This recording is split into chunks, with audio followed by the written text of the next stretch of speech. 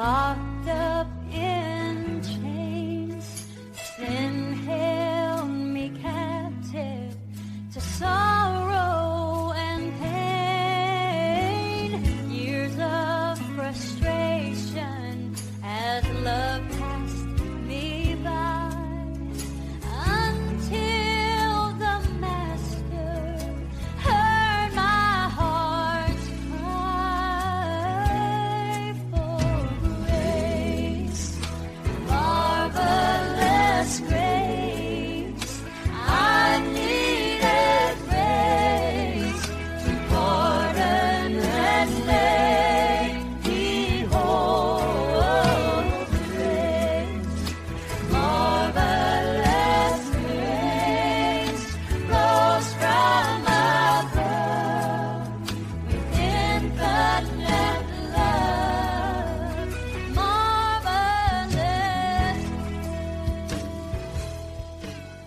Mga minamahal kong mga kaibigan at mga kapatid sa pananampalataya ng ating Panginoong Hesukristo, mga masugid nating tagapakinig ng ating programa, lalo na sa mga OFWs, sa biyaya ng Diyos, nais ko pong iparating sa inyo ang aming pagbati ng isang masaganang kapayapaan at pinagpalang araw sa ating lahat. Malugod ko pong anyayahan kayo ng pakikinig ng mensahe ayon sa salita ng Diyos dito sa ating palatuntunang pinamagatang biyaya at walang iba kundi ang biyaya ng Diyos.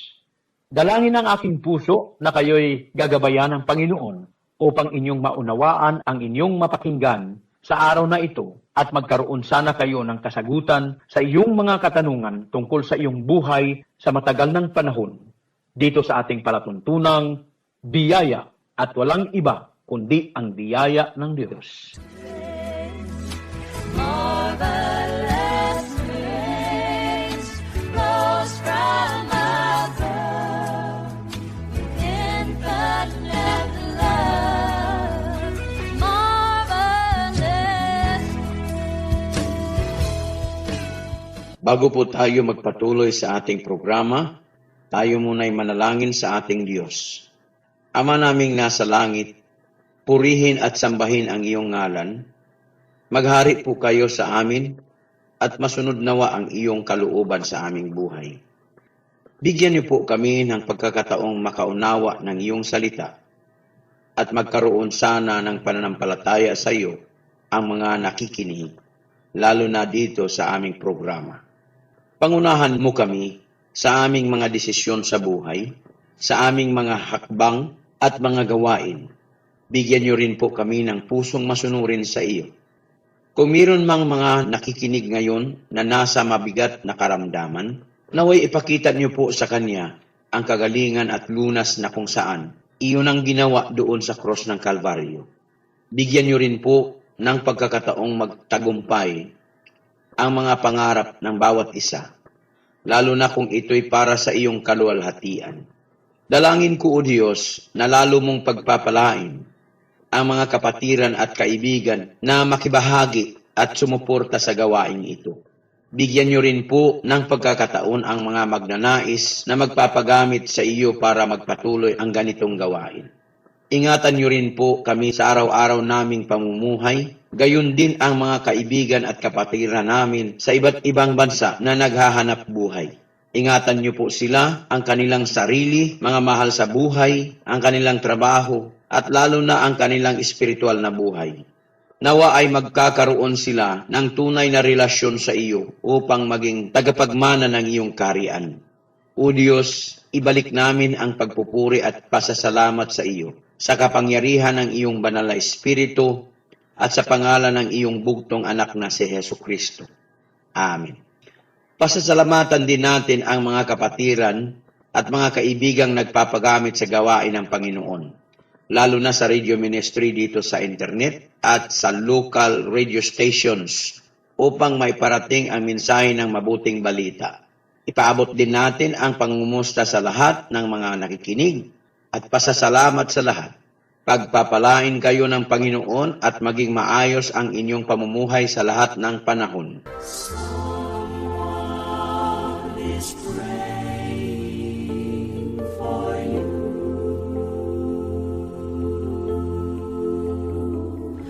Someone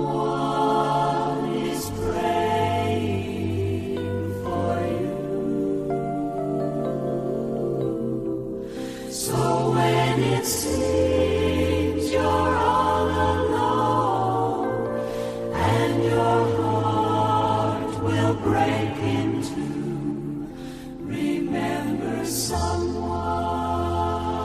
is praying for you.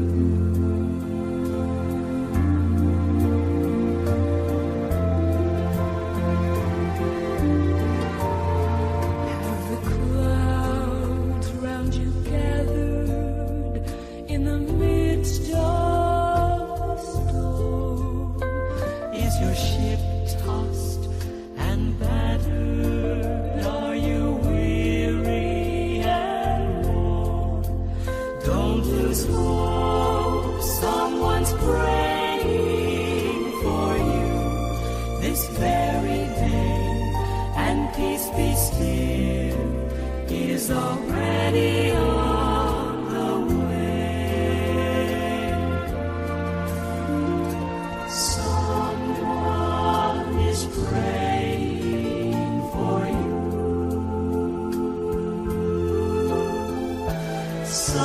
Someone is praying for you. So when it seems you're all alone, and your heart will break in two, remember someone is praying for you.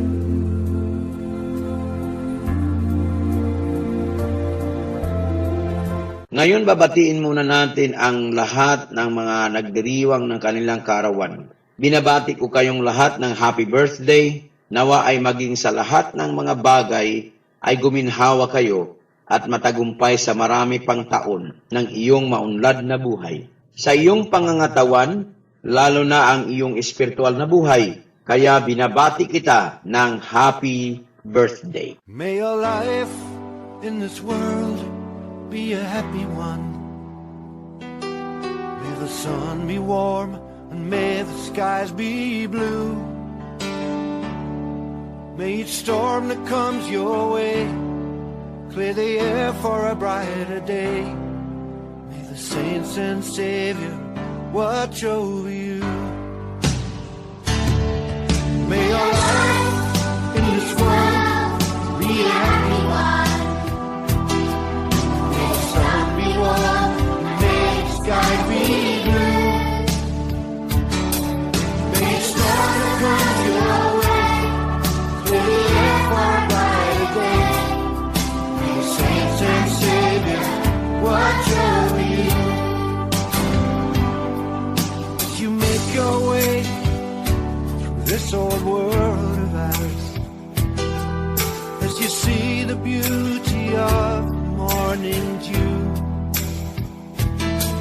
as you smell the summer flowers, as you pass away the hours, may the saints and Savior watch over you. May your life in this world be a happy one. May the sun be warm, may the sky be blue. May each storm that comes your way clear the air for a brighter day. May the saints and Savior watch over you. As you spend your time with your friends and family, as you see the warmth and love they have for you, as you see the wars and hate that others radiate, may the saints and Savior watch over you. May your life in this world be a happy one. May the sun be warm, may the sky be blue.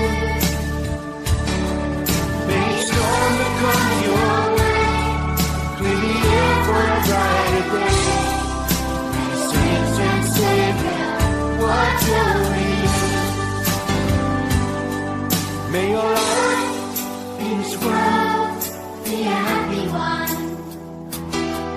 may the sun be warm, skies be blue. May each storm that comes your way clear the air for a bright day. May the saints and Savior watch over you. May the saints and Savior watch over you. May the saints and Savior watch over you.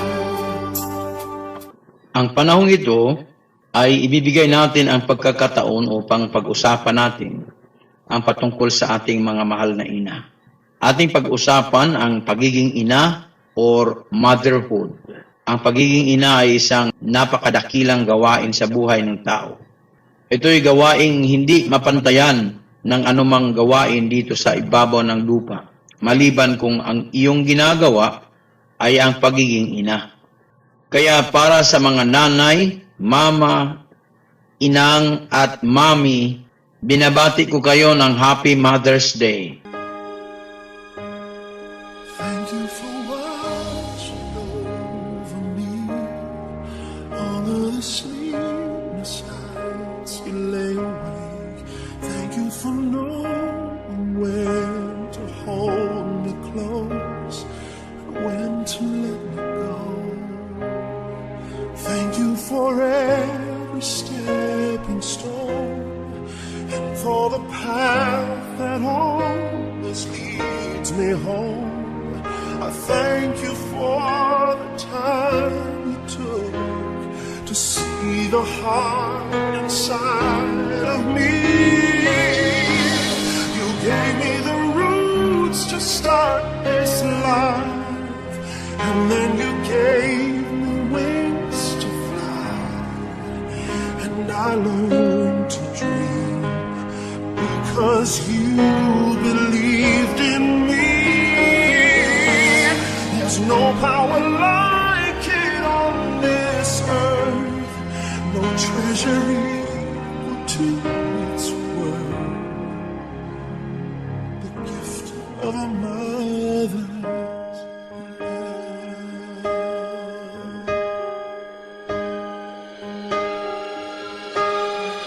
Thank you for every sunlit day that filled the corners of my memory. Thank you for every selfless unsung deed I know you did for me. Thank you for giving me the choice to search my soul till I could find my voice. And I thank you for teaching me to be strong enough to bear. You gave me the roots to start this life, and then you gave me wings to fly, and I learned to dream because you believed in me. There's no power like it on this earth, no treasure equal to its worth. The gift of a mother's love.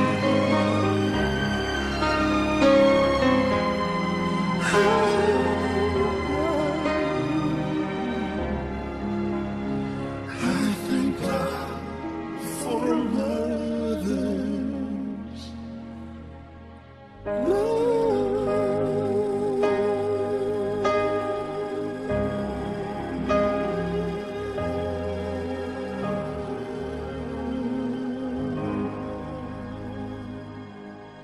Nararapat sila maging happy every day. Thank you for my mother. She's been through so much. Oh, Lord, you healed her. You healed her with your touch. You're her light and salvation. There's none she needs to fear. Through your grace, she's here another year. Ang sabi ng banal na kasulatan sa Psalms chapter 139, verse 14 to 16, sapagkat iyong inanyo ang aking mga lamang loob, iyo akong tinakpan sa bahay bata ng aking ina. Ako'y magpapasalamat sa iyo, sapagkat nilalang ako na kakilakilabot at kagilagilalas. Kagilagilalas ang iyong mga gawa, at nalalamang mabuti ang aking kaluluwa. Ang katawan ko'y hindi nakubli sa iyo, nang ako'y gawin sa lihim at yariing mainam sa mga pinakamababang bahagi sa lupa. For thou hast possessed my reins, thou hast covered me in my mother's womb.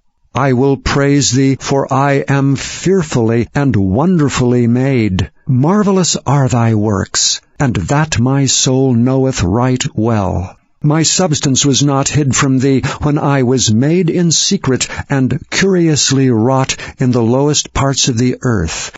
Noong tayo ay nilalang ng Diyos, ay nilalang tayo na kakilakilabot at kagilagilalas. At doon tayo ipinasok sa loob ng sinapupunan ng isang ina. Habang binubuo ng Diyos ang lahat ng mga bahagi ng ating katawan, doon tayo ginagawa sa sinapupunan ng ating ina, at ito ay hindi madaling gawain na kung saan ay hindi maaring gawin sa labas ng isang ina. Ang gawain ito ay hindi maihalin tulad sa ibang produkto gaya ng sasakyan. Ito'y maaari mong gawin kahit saan, sa loob ng pagawaan, sa labas man o kahit sa tabi ng mga lansangan, ay mabubuo ang isang sasakyan. Ngunit kung tao ang pinag-uusapan, sa loob lang talaga ng isang ina. Kaya po, dapat ating mahalin at igalang ang ating ina dahil sila ang mga instrumento ng Diyos upang tayo ay maisilang dito sa mundo. Ang pagiging ina ay hindi madaling trabaho. Una, habang tayo ay nasa kanilang sinapupunan, kahit ano na lang ang kanilang nararamdaman sa kanilang katawan. Hindi sila mapakali at minsan ay bigla na lang naduduwal. Sa loob ng halos mahigit kumulang ng 9 na buwan, tayo'y tinataglay at bitbit sa kanyang tiyan. Hindi tayo maaring ilapag kung sila ay napapagod na ng kakadala sa atin at hindi maaring maiwanan kung saan-saan dahil nasa loob tayo ng kanyang tiyan. Kahit siya'y nangalay na, pilit niyang dalhin ito at wala siyang magawa kundi magtiis at hintayin tayong makalabas at may silang sa takdang panahon. Nung naisilang na naman tayo ay hindi pa rin natapos ang kanyang gawain bilang ina. Pag-aalaga, pagpapakain at pag-aruga ay kanyang laging ginagawa. Karga-karga tayo at kalong-kalong ng ating ina.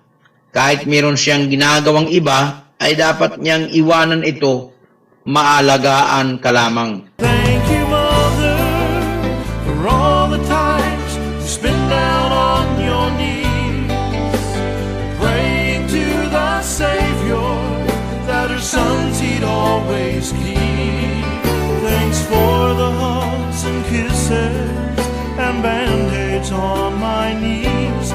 Thank you, Mother, for loving God and me. Thank you, Mother, for all the times you spend down on your knees, praying to the Savior that her sons he'd always keep. Thanks for the hugs and kisses and band-aids on my knees. Thank you, Mother, for loving God and me.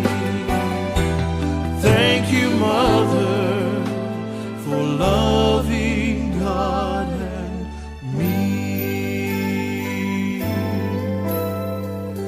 Wala tayong makitang gawain na maihalin tulad natin sa gawain ng isang pagiging ina. Gaano man kataas ang iyong posisyon sa iyong trabaho, mapribado o sa gobyerno man ito, ay hindi pa rin ito makakapantay sa gawain ng pagiging ina. Ito po ay isang gawain na walang retirement. Karamihan sa mga ina ay malalaki na ang kanilang mga anak at nagiging magulang na rin ang iba, ngunit ang ina ay nag-aalaga na naman ng kanilang mga apo at kahit anak ng kanilang apo. Kaya po sa Biblia ay binigyan talaga ng pagpapahalaga ang mga nanay dito. Sa Proverbs chapter 6 verse 20 to verse 22, "Anak ko, ingatan mo ang utos ng iyong ama at huwag mong kalimutan ang kautusan ng iyong ina. Ikintal mong lagi sa iyong puso, itali mo sa iyong liig, pagka ikaw ay lumalakad, papatnubay sa iyo, pagka ikaw ay natutulog, babantay sa iyo, at pagka ikaw ay gumigising, makikipag-usap sa iyo." My son, keep thy father's commandment, and forsake not the law of thy mother. Bind them continually upon thine heart, and tie them about thy neck. When thou goest, it shall lead thee. When thou sleepest, it shall keep thee.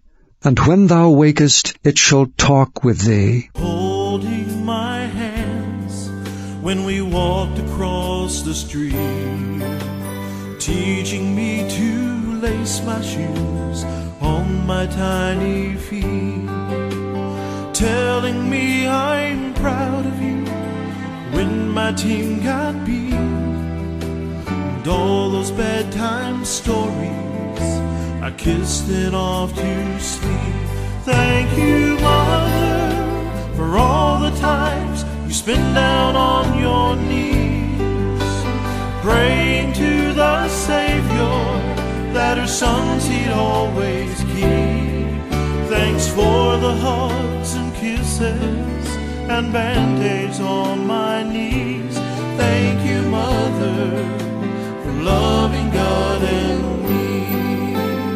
Maraming bagay ang dapat natin bigyan ng pansin patungkol sa pagmamahal natin sa ating ina. Ang ating ina ay hindi na mapapalitan ng sino man. Kaya dapat natin sila mahalin habang sila ay nabubuhay pa. Bigyan natin ng pagkakataon upang malaman nila na tayo'y maligaya dahil nagkaroon tayo ng ina na katulad nila. Ang sabi nga sa Exodus chapter 20 verse 12, "Igalang mo ang iyong ama at ang iyong ina upang ang iyong mga araw ay tumagal sa ibabaw ng lupa na ibinibigay sa iyo ng Panginoon mong Diyos." Honor thy father and thy mother, that thy days may be long upon the land which the Lord thy God giveth thee. Ayon din sa Ephesians chapter 6 verse 2, ang sabi, "Igalang mo ang iyong ama at ina na siyang unang utos na may pangako." Honor thy father and mother, which is the first commandment with promise, that it may be well with thee, and that thou mayest live long on the earth. Ito po ang unang utos na may pangako. Kaya po, napakagandang gawin natin at isakatuparan ito dahil mayroong pangako ng Diyos para dito.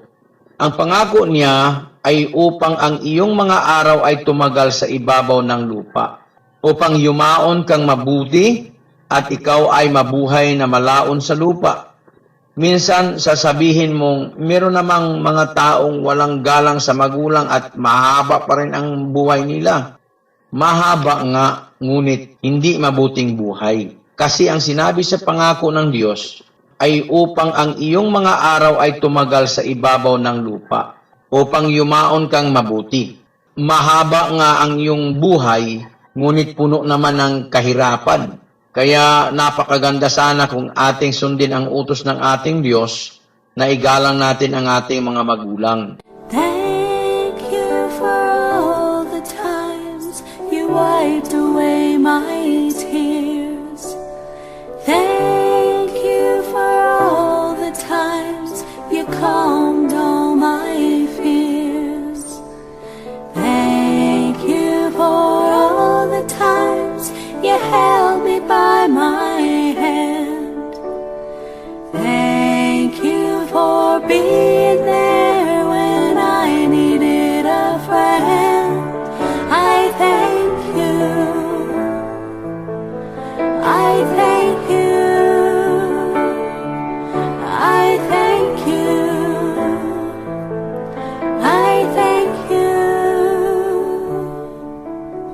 Marami sa atin ay minsan nakakalimutan natin ang ating ina.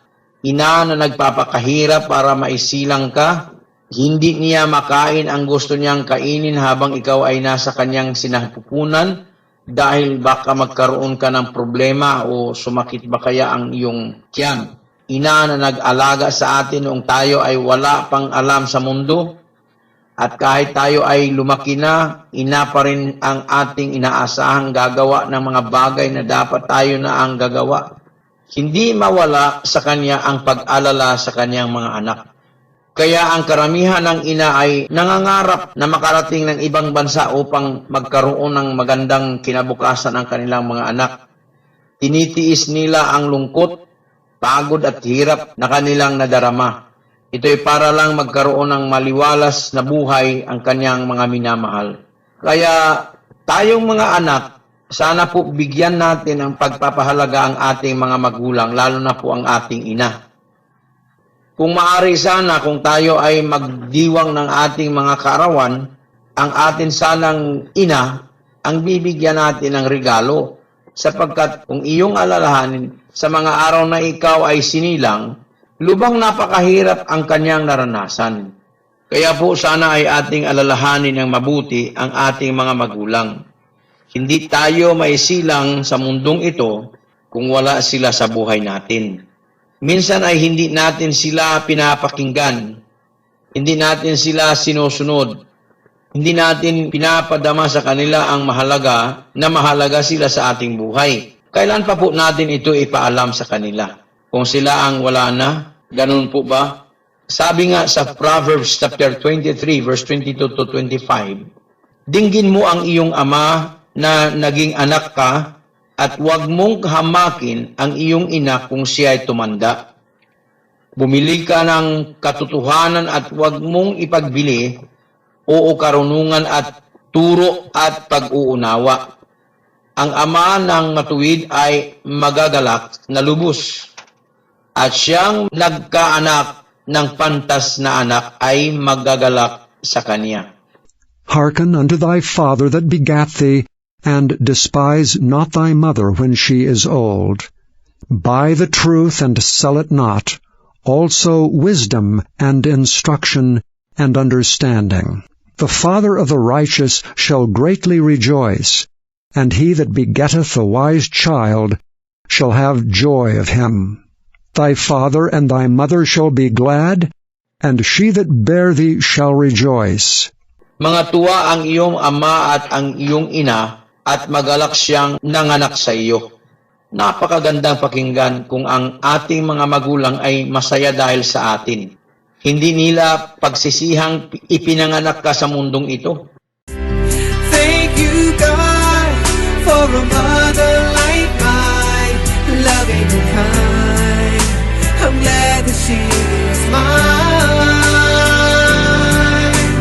Rise up, call her blessed, blessed to me. She is still the best.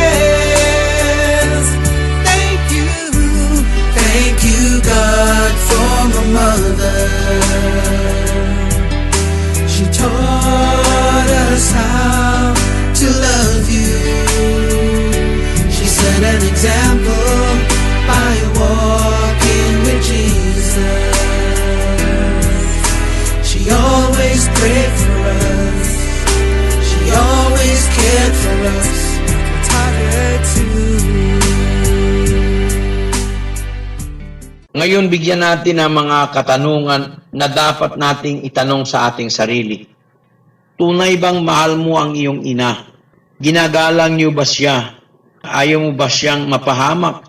Kung ikaw ay mananampalataya sa Panginoon at alam mong ang iyong mga magulang at lalo na ang iyong natatanging ina ay hindi pa mananampalataya at ikaw ay tunay na naniwala sa salita ng Diyos, sana magkaroon ka ng hakbang sa buhay upang ipaalam sa kanila, lalo na sa iyong magulang, ang katotohanan patungkol sa salita ng Diyos. Dahil alam mong ang buhay natin dito ay temporary po lamang at mayroong buhay sa kabila nitong ating buhay. maaring sa mga panahon na ito ay wala kang maibigay sa iyong ina na anumang bagay dahil kapos ka nga sa budget.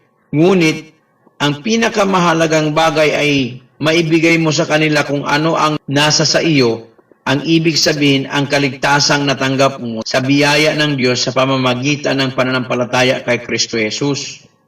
Kung tunay kang sumampalataya sa Panginoon, hindi ka maging masaya kung alam mong ang mga mahal mo sa buhay ay mapapahamak doon sa impyerno kapag sila'y lumisan na sa mundong ito. At alam mo rin na ang taong walang relasyon sa Diyos dahil kay Kristo Jesus ay hindi makapagmamana ng kanyang kaharian. Paano ngayon ang iyong pagmamahal? Ang iyong pagmamahal sa kanila kung sila naman ay mapapahamak sa kabilang buhay? Maaring binibigyan niyo sila ngayon ng kanilang mga kailangan sa buhay. Ngunit paano ang para sa kabilang buhay? Hindi kasi natin alam kung kailan ito magtatapos dito sa mundo. At dapat nating alalahanin ang mga mahal natin sa buhay na hindi pa nagkaroon ng relasyon sa Panginoon dahil wala na tayong magagawa kung sila ay pumanaw na. Sana po magiging masaya tayo dahil alam na natin ang ating mga mahal sa buhay ay may katiyakan na doon sa kaharian ng Diyos. Dahil hindi natin maaring ipagpalit ang mga bagay at karangyaan sa buhay kaysa kaligtasan ng ating kaluluwa. Sabi nga sa Mark chapter 8 verse 36, sapagkat ano ang mapapakinabang ng tao na makamtan ang buong sanglibutan at mapapahamak ang kanyang buhay. For what shall it profit a man if he shall gain the whole world and lose his own soul? Kaya po kailangan nating ipahayag sa kanila ang tunay nating pagmamahal. Kung sila po ay hindi pa sumampalataya sa Panginoon, idalangin mo sa Diyos na magkaroon sila ng pagkakataong makapakinig ng mensahe ng kaligtasan.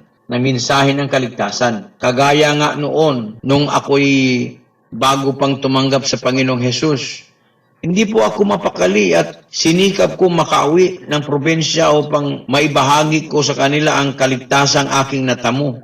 Kaya po nag-resign ako sa aking trabaho noon upang makarating ako sa kanila, lalo na sa aking ina at mga kapatid. Sana po ay magkaroon tayo ng ganitong pagnanais. Pagpalain nawa kayo ng Panginoon, lalo na sa mga nagmamahal sa kanilang mga magulang at higit sa lahat sa kanilang mga ina. Someone is praying for you. Someone is praying for you. So when it seems you're all alone and your heart will break in two, remember someone is praying for you. Remember someone is praying for you.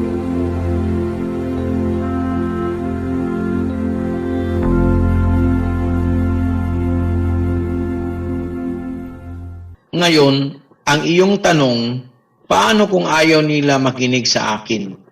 Ang mahalaga ay iyong naipahayag sa kanila ang kaligtasan. At hindi ka na nila sisisihin kung ano man ang kanilang kahantungan. At hindi ka na rin mananagot sa Diyos dahil ginawa mo na ang iyong tungkulin. Kailangan alam natin ang sinabi sa Ezekiel chapter 3 verse 18 to 19. Pagka aking sinabi sa masama, ikaw ay walang pagsalang mamamatay at hindi mo pinagpaunahan siya o nagsasalita ka man upang ikayatin ang masama mula sa kanyang masamang lakad upang iligtas ang kanyang buhay, ang gayong masamang tao ay mamamatay sa kanyang kasamaan, ngunit ang kanyang dugo ay aking sisiyasatin sa iyong kamay. Gayon may kung iyong pagpapaunahan ang masama, at siya'y hindi humiwalay sa kanyang kasamaan o sa kanyang masamang lakad man, siya'y mamamatay sa kanyang kasamaan, ngunit iyong iniligtas ang iyong kaluluwa. When I say unto the wicked, Thou shalt surely die, and thou givest him not warning, nor speakest to warn the wicked from his wicked way to save his life, the same wicked man shall die in his iniquity, but his blood will I require at thine hand. Yet if thou warn the wicked, and he turn not from his wickedness, nor from his wicked way, he shall die in his iniquity, but thou hast delivered thy soul. Isa pang tanong, paano ko gagawin o hindi ko naman alam kung paano? Manalangin kang merong lingkod ng Panginoong Diyos na makarating sa bahay ninyo at makapagsabi ng mensahe ng kaligtasan o kaya'y ipaalam mo doon sa mga kakilala mong nangangaral ng tunay na kaligtasan. Ang isa pang tanong, bakit wala akong pakialam sa kanila kung anong mangyayari? Baka naman ikaw rin ay wala pa rin sa tunay na pananampalataya. Wala ka pang relasyon sa Panginoon, kaya wala kang naramdamang takot kung anong mangyayari dahil hindi ka naman naniniwala. Wala kang naramdaman malasakit sa kanila, marahil ay wala pa sa iyo ang pag-ibig ng Diyos. Sapagkat ang tunay na mananampalataya ay mayroong tunay na pag-ibig ng Diyos sa kanilang puso. Sana po ay hindi maging walang kabuluhan ang iyong napakinggan sa araw na ito. Kung hindi ka paligtas, sana ay magkaroon ka ng pananampalataya sa Panginoon. Paniwalaan mong ikaw ay makasalanan at kailangan maligtas sa pamamagitan ng pananampalataya kay Kristo Jesus. Tanggapin mo siya bilang Panginoon ng buhay mo upang bigyan ka ng karapatang maging anak ng Diyos at maging tagapagmana ng kanyang kaharian. Maaring sabihin mo sa iyong sarili ngayon, bata ka pa at malayo pang mangyayari sa iyo ang mga bagay na dapat mong katatakutan. Ngunit hindi mo alam kailan ang araw na iyon. Maaring mamayang gabi, bukas makalawa at sa isang linggo, ang pinakamahalaga ay handa ka na at meron kang relasyon sa Panginoon upang maibahagi mo rin sa iyong mga mahal sa buhay ang salita ng kaligtasan. Sana'y pinagpala ka sa araw na ito, lalo na sa iyong pakikinig ng kanyang salita. Thank you, Lord, for your blessings on me. 'Cause there's a roof up above me, drive a good place to sleep, and there's food on my table and shoes on my feet. You gave me your love, Lord, and a fine family. Thank you, Lord, for your blessings on me. Thank you, Lord, for your blessings on me.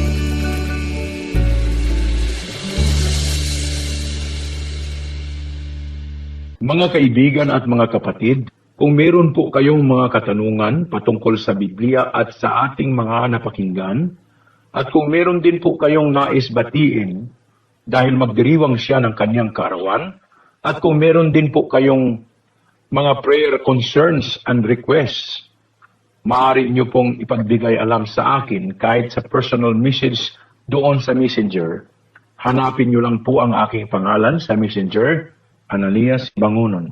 At maaari nyo rin ipadala through text messages sa 0950-3689-617. Ulitin ko po, 0950-3689-617. Sana po ay pagpalain kayo ng Diyos. Thank you, God, for my mother. She taught us how to love you. She set an example by walking with Jesus. She always prayed for us. She always cared for us like you taught her to.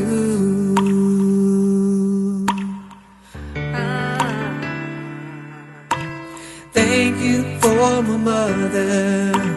She is my best friend. She's like no other. On her I depend. She is catch me if I stumble and I fall. She is there to see me through it all. Thank you, God, for my mother. She taught us how to love you. She set an example by walking with Jesus. She always prayed for us. She always cared for us like you taught her to.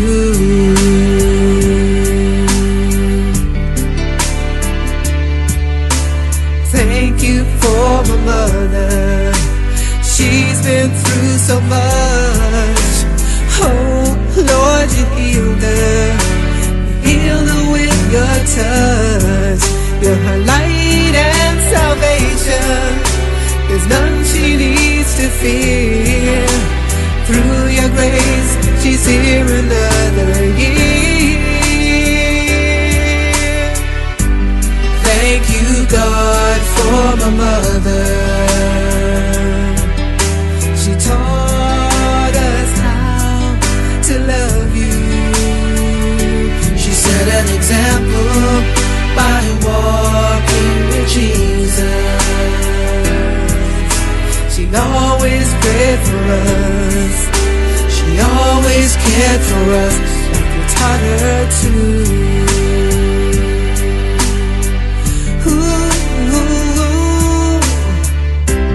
Thank you, God, for a mother like mine, loving and kind. I'm glad that she is mine. I rise up, call her blessed to me. She is still the best. Thank you, God, for my mother. She taught us how to love you. She set an example by walking with Jesus. She always prayed for us. She always cared for us. I taught her to.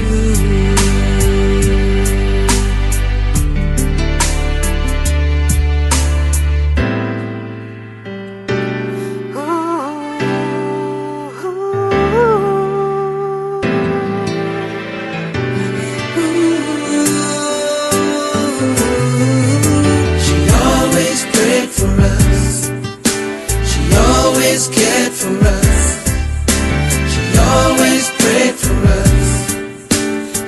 always cared for us.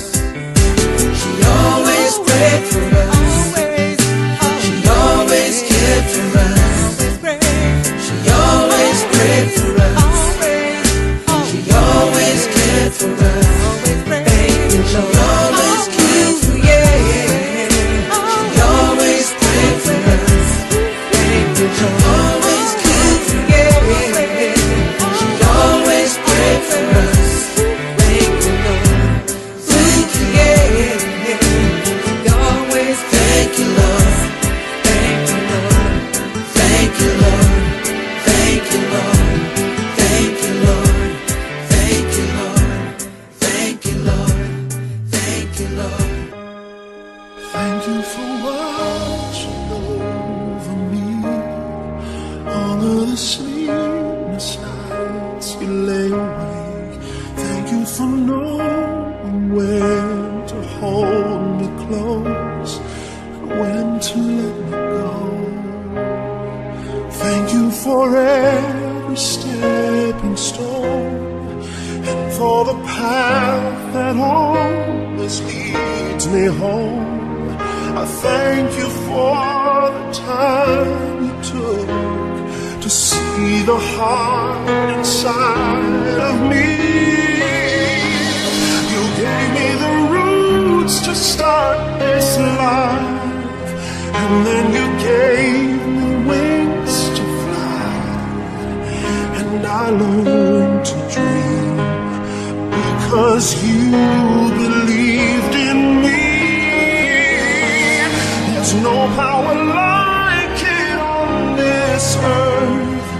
no treasure equal to its worth. The gift of a mother's love.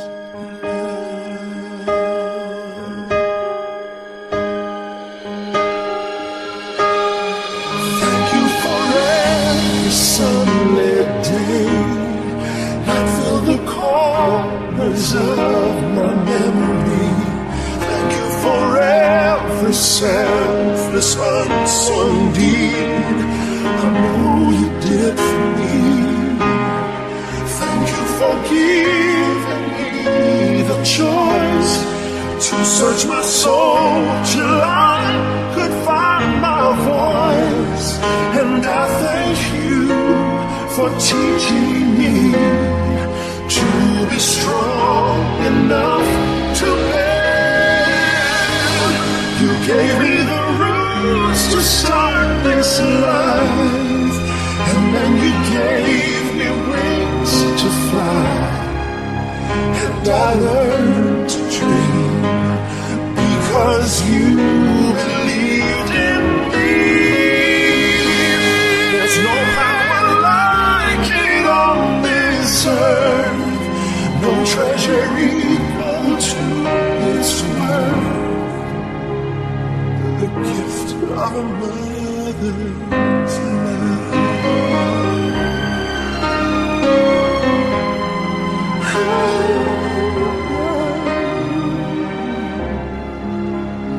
I thank God for a mother's love.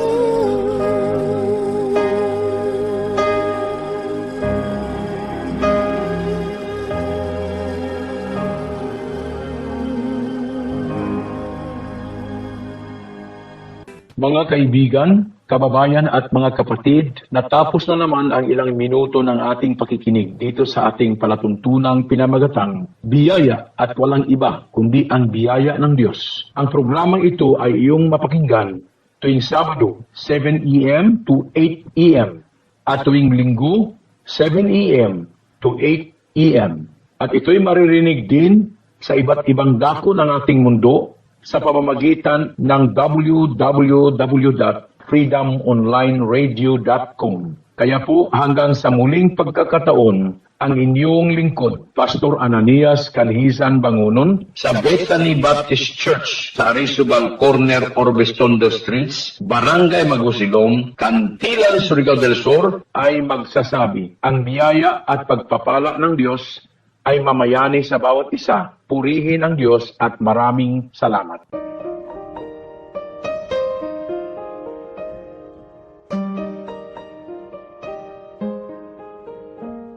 My heart is so proud. My mind is so unfocused. I see the things you do for me. It's great things I have done.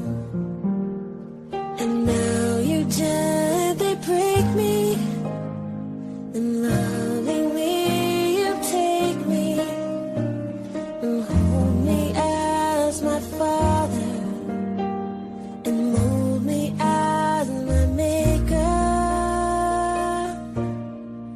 I ask you, how many times will you pick me up? And I keep on letting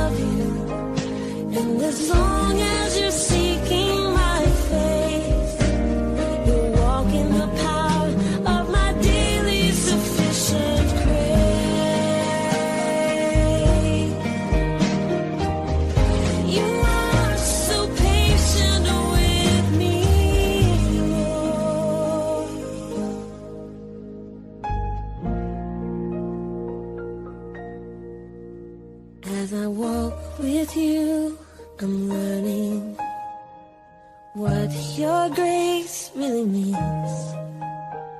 The price that I could never pay was paid at Calvary. So instead of trying to repay you, I'm learning to simply obey you by giving up my life to you for all that you've given to me. I ask you, how many times will you pick me up when I keep on letting you down? And each time I will fall short of your glory. How far will forgiveness abound? And you answer, my child, I love you. And as long as you're seeking my face, you'll walk in the power of my daily sufficient.